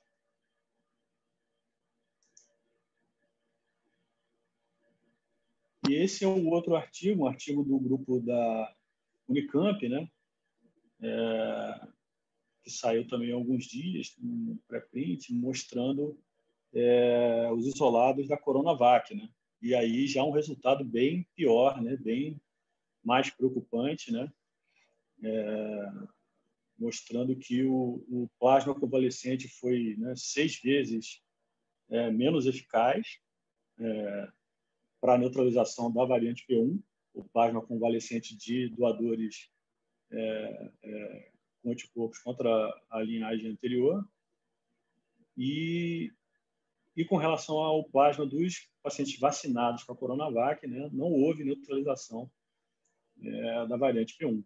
Então, assim, é um estudo in vitro também, mas aqui mostrando para a Coronavac uma possível eficácia aí muito inferior, né, em relação à eficácia que ela demonstrou com a linhagem original. E esse é um estudo da vacina da Pfizer, mostrando a comparação aí com também um estudo in vitro, né, com cepas manipuladas. Então, assim, tem algumas restrições, mas ela se mostrando aqui, né, ainda mantendo a eficácia contra todas essas cepas, né, embora ela tenha realmente né, a cepa sul-africana parece realmente ter um escape maior do que a P1, né, que foi também o que os pesquisadores de Oxford encontraram. Então, a P1 estaria entre a sul-africana e a cepa inglesa com relação a esse escape imunológico, possivelmente por outras alterações que a AB1351 tem, ou uma outra mutação que ela tem no genoma que não as mutações na spike. Né? Então, parece ter alguma outra coisa envolvida aqui nessa variante que faz com que o escape dela seja maior do que a variante brasileira. E aqui os dados clínicos, né, que são bem ruins, são poucos dados clínicos que a gente tem com relação às variantes. Acho que a gente vai começar a ter mais dados em breve, mas nesse momento a gente tem muito pouca informação, só dos ensaios que foram, coincidentemente, estavam sendo realizados na África do Sul. A gente não teve ainda nada direcionado para detecção da eficácia frente a essas variantes, né, mas mostrou para tanto para a vacina da Janssen quanto da Astra e da Novavax, né, uma eficácia muito inferior, comparando com a eficácia contra a variante original, né, do Covid. Então, para a Astra, ela foi, inclusive, gerou uma grande confusão na África do Sul, porque era uma vacina que seria distribuída e era uma das vacinas que eles tinham à disposição já naquele momento, e quando saíram os resultados de fase 3, eles decidiram não utilizar mais a vacina por conta dessa baixa eficácia demonstrada. E a eficácia da vacina da Janssen também bem inferior para as outras cepas, né? Tem uma diferença aqui, que essa já é uma eficácia para a doença grave, então, para qualquer infecção, essa eficácia deve estar, né, certamente mais baixa, ainda inferior a isso aqui. Então, também tem um comprometimento sério aí da eficácia das vacinas contra a variante sul-africana. E esse também, o último, um artigo que saiu há pouco tempo também, agora, recentemente, na New England, né, sobre a eficácia da vacina da Chadox, a vacina da Astra, contra a variante sul-africana, naquele subgrupo de participantes que foram incluídos na África do Sul, né? Eles fizeram uma análise específica para essa variante e a conclusão é que ela não mostrou proteção, né? Então, o regime com 2 doses da Chadox não mostrou proteção contra a doença leve a moderada pela variante B1351. Então, eles já não estão falando em redução, né? Estão falando já de ausência de proteção.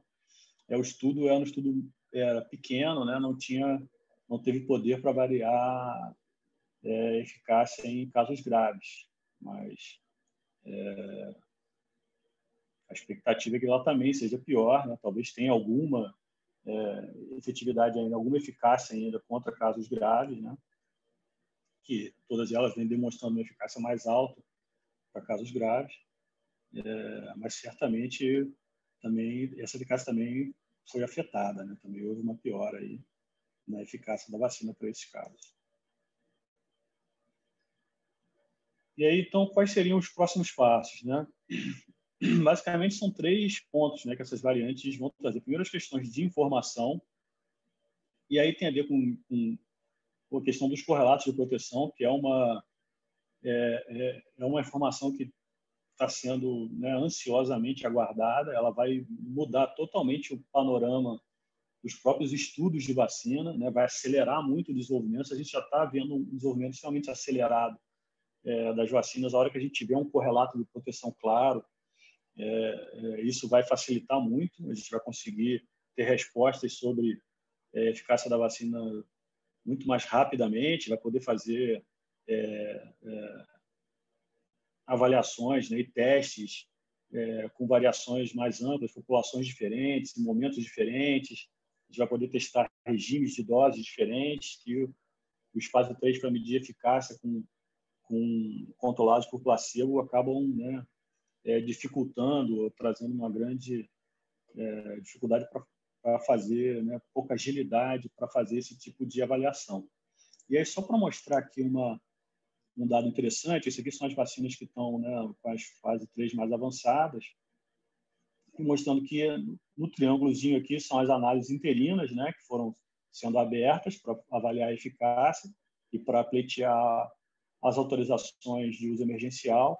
Depois as análises primárias, aqui em vermelho, e os correlatos de proteção, que podem ser verificados quando os dados de imunogenicidade são abertos, né? Na verdade, eles começaram a ser abertos em fevereiro agora, quando a Pfizer e da Moderna não foram divulgados. A Pfizer e a Moderna ainda não divulgaram nenhum dado sobre as análises de imunogenicidade. E agora, em março, então, que a gente vai começar a ter a maioria dos estudos abrindo esses dados de imunogenicidade. Então, a expectativa é que, se a gente encontrar um correlato de proteção, deve ser por agora. Quando a gente tiver essas fases 3 todos abrindo esse dado, é possível que a gente identifique com maior clareza, né, esse correlato, que pode eventualmente, inclusive, variar, né, de vacina para vacina, de variante para variante. Então, não é simples, né, identificar esses correlatos, mas a gente pode estar perto aí de chegar nisso. A outra informação que a gente precisa urgentemente é com relação à vigilância genômica. Eu acho que a gente tem que considerar todas as dificuldades, né? A gente, há um tempo atrás, quando falava em diagnóstico, em vigilância de doença infecciosa, a gente estava falando basicamente em diagnóstico sorológico, né? Então, acho que a partir principalmente da emergência da Zika, da chikungunya, né, dessas arboviroses, que o PCR ganhou uma grande popularização, né? A gente passou a fazer um número muito maior de PCR na vigilância por conta disso. Então, houve já esse crescimento com relação ao diagnóstico molecular, mas a gente vai precisar dar esse salto no sequenciamento, né, na vigilância genômica. Não é um salto simples, não é uma coisa simples, é uma metodologia cara ainda, né? São poucos os locais que conseguem fazer. mas a gente precisa ter esse dado de vigilância genômica, não tem como a gente fazer de outra forma, né? A gente não pode ser surpreendido por essas vigilância, por essas alterações, por essas variantes, e aí tem algumas coisas que falam, né, a gente está numa situação não muito boa com relação a isso, embora a gente tenha alguns centros de excelência no país, né, que conseguem dar a resposta, e tenha uma rede de vigilância genômica, né, digamos assim, não estabelecida, mas pelo menos desenhada. Mas a gente tem alguns sinais, né, que o fato dessa variante ter sido identificada no Japão, né, não ter sido identificada aqui no Brasil. A gente, no Rio de Janeiro, a gente tem hoje uma cota de 6 sequenciamentos por semana para as amostras na cidade do Rio de Janeiro, uma cidade com 6 milhões de pessoas, isso independente do número de casos, né? Então, se a gente tiver os casos oscilando, e aí falando em milhares de casos por semana, a gente vai continuar mantendo um número pequeno, né, de sequenciamentos. Então, assim, a gente não tem como usar isso ainda como uma ferramenta de vigilância, né? A gente precisa fazer esse salto aí para a gente poder realmente utilizar a vigilância genômica como uma ferramenta. As outras questões dizem respeito ao tratamento, né? Aí, principalmente aos anticorpos monoclonais, que foram os que talvez tenham sido afetados mais diretamente, né, por essas mutações. A gente tem alguns aí em desenvolvimento que parecem ter uma boa resposta, ainda manter atividade contra as variantes, mas assim, eles talvez precisem sofrer ajustes também. E o tratamento com antivirais e imunomoduladores, até o momento, seria uma opção, né, porque isso não é tão afetado assim, né, pelos vírus. A gente ainda não teve uma mudança tão grande assim com relação aos antivirais, aos alvos de antivirais. E os imunomoduladores, a princípio, não seriam afetados, né, porque estariam agindo nas consequências da infecção e não necessariamente ali no genoma viral, né? Então, assim, o tratamento que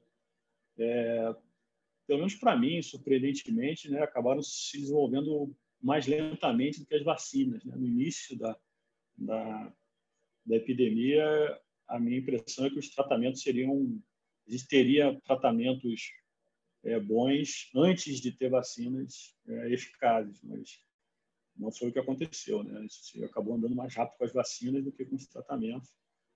Mas tem muita coisa aparecendo agora, né? Tem muitas opções terapêuticas em fase 3 agora, então acho que é possível que, se a gente tiver um problema maior com relação ao ajuste das vacinas, o tratamento possa aparecer como uma opção importante para a redução da mortalidade em vista dessas novas variantes aí.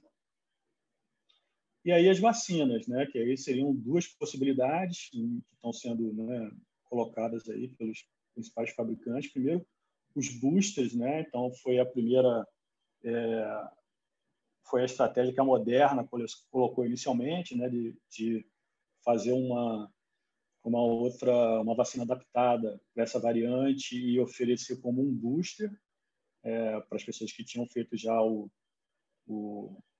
a vacinação inicial com a vacina da Moderna. É uma possibilidade, né? Tem algumas questões imunológicas aí que, né, a coisa do pecado original, né? Então, assim, você utilizar um booster diferente, você pode, na verdade, estar aumentando os títulos dos anticorpos originais e não gerar os novos anticorpos para as áreas que você está querendo com booster. Então, tem umas coisas que precisam ser verificadas se vão funcionar ou não, mas é uma estratégia possível, né? A gente teria um booster que seria ajustado para cada variante dessa. E as vacinas de nova geração, né? A gente tem no pipeline aí 200 vacinas em vários estágios de desenvolvimento ainda. A gente teve 2 vacinas que surgiram inicialmente com níveis de eficácia realmente surpreendentes, e é bastante provável que a gente tenha outras vacinas surgindo também que consigam gerar níveis altos de anticorpos, né, ou que estejam direcionados para outros epítopos, e que a gente tenha uma nova geração de vacinas que seja melhor adaptada a essas variantes, né? Que é uma busca que a gente tem já há bastante tempo com relação à influenza, né? Uma vacina universal direcionada para uma área conservada do vírus, e que a gente não precisasse ficar fazendo esse ajuste. Então, como a gente tem um número muito grande de vacinas de desenvolvimento, é possível que nessa nova geração a gente tenha alguma vacina que não sofra tanto com essas variantes aí, possa ser uma opção adequada para imunizar toda a população, independente da variante que esteja circulando naquele momento. Eu acho que é isso. Gente, Zerbino, que revisão. Muito obrigada. Mas é muito difícil a gente decorar isso tudo. Eu queria fazer uma consideração, assim, do ponto de vista... Eu acho que você tem razão, acho que a gente tem essa variante nossa já está espalhada muito, só que a gente não sequencia, né? Porque eu não sei qual é a impressão dos colegas, muitos que estão aqui estão trabalhando com Covid na pandemia, né?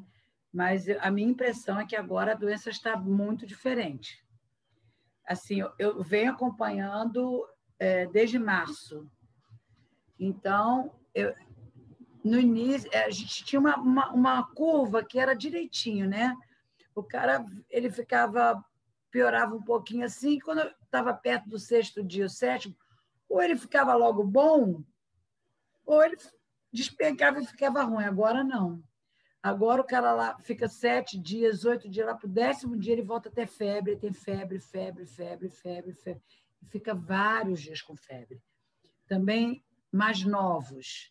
E outra coisa é que eu tenho visto também reinfecção. Todo mundo a gente tem visto. É difícil a gente comprovar, né? Porque até a gente encontrar, conseguir o material para você comprovar que é reinfecção é muito difícil. E aí eu queria perguntar para você e para todos que estão aqui se vocês têm visto Covid em pacientes que tomaram as 2 doses da Coronavac e já tem um tempo de imunização da 2ª dose. Porque eu tenho um relato que eu nem estou autorizada a contar aqui, mas de uma suspeita de um surto com gente vacinada com 2 doses. Vocês podem abrir o microfone. Eu vi poucos casos de pessoas com 2 doses já e pelo menos 15 dias da 2ª dose, até porque a gente tem pouca gente nessa situação, né? Com pessoas, em geral, mais idosas. Mas já vi, sim. E acho que não me surpreende, entendeu? Pelos dados que a gente tem. Segunda-feira a gente viu os dados de sequenciamento do Rio, que são, obviamente, não tem uma representatividade geográfica ou no total do número de casos que estão circulando, mas dos 14 sequenciamentos apresentados, 13 foram P1 e um B117. Então, assim, a gente aparentemente viveu uma segunda onda com a P2 e está caminhando por uma outra onda com o P1, né? Então, a expectativa é que a Coronavac é uma vacina que já tinha uma eficácia para infecção leve, né? Não muito, né? De 50%. Então, assim, o esperado é que a gente veja casos em pessoas vacinadas, né? O que eu acho que é importante a gente avaliar o quão ela eficaz vai ser para a proteção de casos graves. Isso foi uma coisa que nos dados que a gente viu, né, embora a fase 3 da vacina não tenha sido publicada até hoje, os dados que a gente viu foram de proteção alta para casos graves. Então, se essa população vacinada estivesse infectando, mas se a gente não estiver vendo óbito, né, e casos graves, eu acho que a vacina continua sendo extremamente importante, né, e uma ferramenta que a gente não pode abrir mão dela. Acho que, nesse momento, o mais importante para mim é identificar o quanto ela está protegendo contra esses desfechos mais graves. Então, eu não posso falar porque não está nem confirmado, tá, gente? Tá assim, eu não posso mesmo, senão eu falava. Não é meu, então eu não posso falar. Mas os casos que eu estou me referindo foram casos graves, tá? Então, por isso a pergunta. Porque eu queria saber se mais alguém tinha visto, né? Porque é num lugar só, e eu queria saber se mais alguém tinha visto. São casos graves, inclusive com óbitos. Então, por isso é a pergunta. Eu estou sabendo hoje. Hã? Eu estou sabendo de um hoje. Um amigo meu me ligou de Leopoldina, lá em Minas. Paciente jovem, 40 e poucos anos, sem comorbidade. 2 doses completas de Coronavac, a última dose há um mês e um pouquinho. Foi ainda na segunda semana de fevereiro que ele me passou. Internada no CTI, entubada, nora, insuficiência renal aguda em diálise. Bem grave. Então, a gente está até esperando que a gente consiga que esses casos cheguem na vigilância, né? Eu acho que eles vão acontecer. Talvez não aconteceram no estudo, até pela limitação do número, né? Acho assim, vai acontecer um ou outro. Acho que vão ser poucos até. Acho que a gente não está vendo de fato, claro que não tem muita gente vacinada ainda para a gente, né, ter uma noção exata, mas a gente tem visto mais casos leves, né? E assim, em pessoas que dizem ter sido vacinadas já nesse período, pelo menos mais de 20 dias ou 4 semanas aí da segunda dose da Coronavac. Mas já começou a surgir, né? Assim, a gente ainda tem pouca gente vacinada e já está surgindo, né? Todo mundo está ouvindo um aqui, um ali, de um colega aqui, de um hospital ali, que está pipocando um caso que está indo para o CTI, né? A gente discutiu no grupo esses dias, né? Um caso lá de Belém. Acho que era de Belém, se eu não me engano. Eu soube de um outro aqui do Rio que me falaram. E esse agora que meu amigo me ligou hoje de Leopoldina. O terceiro que eu sei de CTI. Né? Assim, não sei de nenhum óbito, por enquanto, pelo menos não soube de nenhum óbito, não. Mas eu acho que vão acontecer, né? Acho que numa proporção muito menor do que o que a gente via dos não vacinados. Isso aí não tenho dúvida, não. Mas aí por isso que é fundamental a gente medir isso, né, cara? Porque, assim, os casos em vacinados vão chamar atenção, né? Você vai precisar, um caso ali em vacinado. Então, assim, exatamente. Se a gente não tiver isso mapeado, né, quantificado, quantos casos são, quantos não são, a gente consegue medir a efetividade de vacina contra a influenza praticamente em tempo real, né? As vacinas saem, a vacina de influenza sai todo ano sem fase 3, é uma vacina nova, porque ela muda o subtipo e a gente mede a efetividade lá. Então, assim, não tem por que a gente não conseguir fazer isso, né? Acho que era fundamental a gente ter essa resposta, porque isso pode mudar a estratégia de vacinação. Eu acho até que, por enquanto, né, assim, chama atenção, porque a gente fica sabendo, a gente dissemina informação, né, entre a gente, os grupos e tal, mas, na verdade, a gente tem 1,5 milhão, sei lá, de vacinados com 2 doses. E a gente também... Eu soube 2, um hoje, 3 casos, você sabe de um aqui, um ali, então, assim, são 3 casos em 1,5 milhão.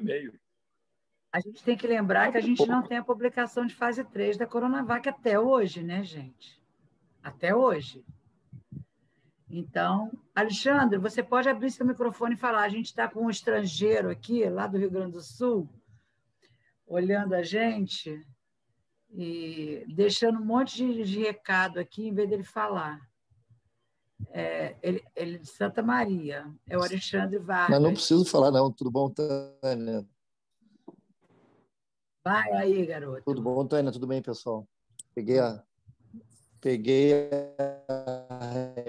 reta, mas consegui ver quase toda a apresentação. Não, essa semana eu perdi um amigo de família, cardiologista de São Paulo, já tinha mais de 35 dias da primeira dose de Oxford e fez um quadro severo pulmonar. Ele ficou, na verdade, uma semana ainda em hospital até entubar e morrer, enfim. Então, é uma coisa um pouco que eu acho que nós vamos, como o pessoal disse, ver cada vez mais. Eu acho, Sabino, que falta dado clínico nosso para avaliar essas cepas, né?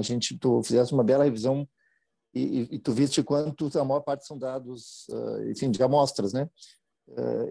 O Marcos Lacerda, Tânia, ele começou com a Coronavac, fazer um estudo com a P1 agora em Manaus, e nós estávamos tentando fazer o mesmo com o Oxford. Propus isso para a Suene, mas ela não topou, Sabino. Se tu me convencer aí na Fiocruz a gente fazer o mesmo, porque a P1 está circulando no Rio Grande do Sul agora. Nós viramos a Manaus, Tânia, do Brasil agora, né? E reflexo nos hospitais tem sido visto. O Zavascki, enfim, junto com o Afonso Bart, mostraram, claro, uma amostragem que o Afonso tinha, mas mostrou mais de 65% de prevalência na amostragem deles, era P1. E a gente acredita que é o que está circulando mesmo, porque o perfil clínico é esse que você descreve. A minha UTI tem 3 meninos com 20 anos de idade, por exemplo. E assim, com gente que com 10, 14 dias, bem como você descreveu, onde se parecia que ia sair de um quadro infeccioso, começa a fazer um quadro inflamatório de novo e tal. Então, só para provocar um pouco o Sebino, eu acho, não sei se ele concorda, a gente precisa ter um pouco de trial nisso também, de já trabalhar em cima dessas cepas. E vai ter novas cepas, né? Vai ter novas cepas. Quando a gente não vacina o povo todo, vai acontecer isso. Não, a gente tem que reconhecer a dificuldade, né, em gerar dado tão rapidamente, né? Assim, a gente tem que ter isso em vista também. Não adianta só ficar reclamando, né? Pô, a gente não tem o dado ainda e tal. Mas eu concordo. Acho que assim a gente precisa dessa descrição clínica, né? E aí reforça também a necessidade da gente ter um sequenciamento, né? Se você não sabe qual é a variante que está causando aquela doença, você não consegue nem descrever clinicamente, né, como é o comportamento dela, porque você não está sequenciando nada. Então, assim, casos em vacinados, casos graves, de uma maneira geral, reinfecções e casos em viajantes deveriam ser sequenciados. Deveria ser de rotina sequenciar esses casos, né? Eu acho que só assim que a gente vai conseguir ter um dado melhor, né, até do ponto de vista clínico. E você realmente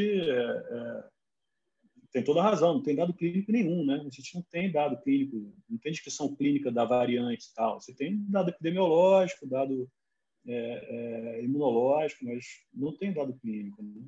Então, eu só pensando... convencer a Suene de alguma coisa é difícil, hein, cara? Você me deu uma missão dura. Você tem tá outra mais perto gaúcha, dela. gente, vem cá, nosso clube é Cierge, gente. Tem outra gaúcha ali, ó. Caraca, tia.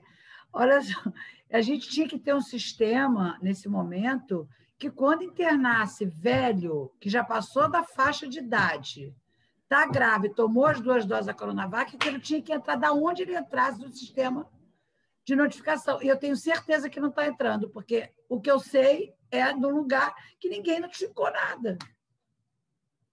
Então, estou vários dias tentando convencer que precisa notificar. Então, assim, se tivesse um sistema automático, entrou, é velho, já vacinou, né? A gente sabe os calendários de vacinação. O cara tem 90, 70, 80, já vacinou. Ele estava em asilo, ele já vacinou. Né? Então, esses caras teria que ter um monitoramento e falar, né? É isso. Alguém mais quer falar? E lá, a gaúcha estrangeira lá? Vai querer falar estrangeira? Eu sempre quero. Então fala, Marcelo. Fala. Na verdade, está pegando o gancho do Alexandre aí, né, que ele falou, né, essas variantes, tudo tem que estudar e tudo mais, daqui a pouco aparece uma, aparece outra, e já tem mais uma, né? Já tem a variante francesa agora, saiu ontem. Então, assim, essa escapa ao diagnóstico, ela escapa ao PCR. Assim, o PCR parece ter baixa sensibilidade. Então, assim, você deixa de fazer o diagnóstico, foi fazer o diagnóstico, em alguns casos, por biópsia pulmonar, entendeu? Porque testes em sequência negativos de PCR, alta suspeição, biopsiaram o pulmão do pessoal e era Covid. Então, já tem mais uma que vai ter um grau de dificuldade novo, que é fazer o diagnóstico e provar que aquilo era Covid mesmo, né? Então, já entra essa nova linhagem aí problemática, já antes mesmo, né, de saber se ela é mais infectante, se é menos, se é mais letal, se é menos, transmite, deixa de transmitir, ela não consegue nem ser diagnosticada agora. Então, a gente parece que vai ganhar um novo problema agora, vindo ali da região norte da França, que é de onde identificaram lá. E essa coisa é importante, né? Por exemplo, da Coronavac, que o Cervino falou, né, no estudo, e agora comentou, o estudo que tem, né, de que pudesse ter uma menor resposta, ele é in vitro, né? Assim, ele é uma análise de anticorpo neutralizante que reduziu a carga de anticorpo de neutralização, né? Assim, a gente não sabe qual é impacto clínico disso, né? Diminuiu 6 vezes. Será que 6 vezes menos ainda é suficiente, né? Ou não seria mais? Quanto de eficácia isso se perderia? A gente não sabe, né? A gente vai ficar, por enquanto, ainda sem saber. Quer dizer, a pesquisa agora que vocês estão abrindo lá é que vão caçar um pouco disso, né? Vocês vão caçar em cima das variantes da resposta. Acho que tem que estudar, não tem jeito. Por mais que a gente leve mais 2, 3, 6 meses para saber alguma coisa, é o tempo que as pessoas estão se vacinando, é o tempo que vão aparecer os casos, que as coisas vão acontecer e que as respostas vão vir, né? Até para saber se um booster futuro de terceira dose, de dose modificada, né, e tudo mais, vai ser necessário ou quando vai ser, né? Acho que é essa. Então tá, não tem gente. muito escape, não. Sevino, mais alguma consideração? Não, acho que é isso. Né? Só mesmo agradecer aí o convite mais uma vez. Não, olha, a gente aqui tem que agradecer você sempre, que vem sempre com boa vontade. E, Alessandra, você quer falar? A Alessandra está doida para falar. Não? Invasora. Não, é que a gente... Agora eu estou dividindo um pouco o coração aqui, né? É Rio e Rio Grande do Sul. A Ali sabe como está pegando lá. Né? Tá uma situação terrível. A gente com internação hospitalar absurda, sem recurso já, e com muito medo dessas variantes e o que estão resultando na nossa comunidade. Então... é complicado, é um momento muito crítico. Para a gente lá no Sul, a gente está em uma situação em que agora, né, em todos os grupos, a colocação de tratamento precoce para tentar salvar o não sei o quê, né, e se teria algum impacto na comunidade que os colegas ainda acreditam. Então, acabei de receber um documento sobre um documento de apoio dos médicos ao tratamento precoce. Ai, então a gente está em situações terríveis assim. Acabei de receber uma gravação de um cara fazendo uma denúncia que a Sociedade Brasileira de Infectologia fez todos os infectologistas assinarem um documento se comprometendo a não prescrever tratamento precoce, que era um genocídio. Tá? A gravação, Marcelo escutou. Eu até tirei do nosso grupo, eu falei para não contaminar o nosso grupo. Não contaminar. Então, gente, eu quero agradecer muito a presença de todos. Muito obrigada, gente. Foi muito bom.